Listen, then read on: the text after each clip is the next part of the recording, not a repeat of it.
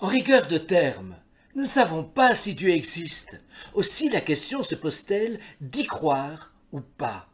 Dieu est plutôt objet de foi qu'objet de pensée, à moins qu'il ne soit plutôt sujet de pensée. Et c'est l'expérience pascalienne lors de sa nuit de feu. C'est Blaise Pascal énonçant également « c'est le cœur qui sent Dieu et non la raison ». Voilà ce que c'est que la foi, Dieu sensible au cœur et non à la raison. Pour moi, c'est vraiment à cette frontière, à ce seuil, que la philosophie s'arrête. À quoi bon démontrer ce que l'on rencontre? Comment prouver ce que l'on ne rencontre pas? Et l'expérience, bien sûr, ne fait pas preuve.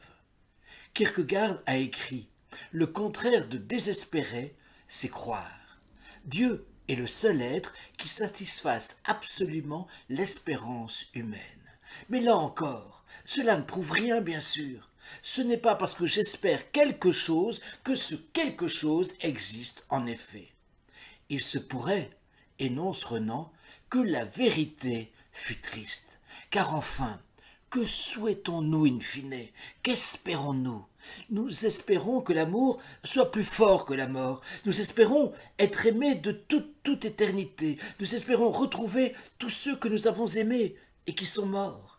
Mais qui me dit que mes désirs correspondront à la réalité, à la vérité? Il se pourrait que le mystère soit qu'il n'y a précisément pas de mystère.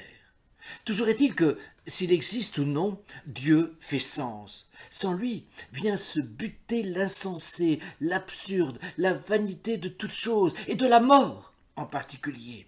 Dieu est le contraire de l'absurde et du désespoir. Cependant, et pour reprendre ce que j'énonçais en introduction, ce n'est pas pour cette raison que nous savons qu'il existe. Mais s'il existe, il est la réponse à toutes les questions que nous nous posons, bien sûr. Celles de l'être, du vrai, du bien, du mal, de la place de l'homme dans le monde et dans l'infini de l'univers.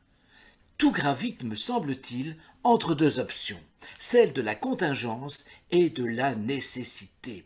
Aurions-nous pu ne jamais exister? Sommes-nous des malformations de la nature, contingence? Ou au contraire, devions-nous exister de toute éternité, nécessité?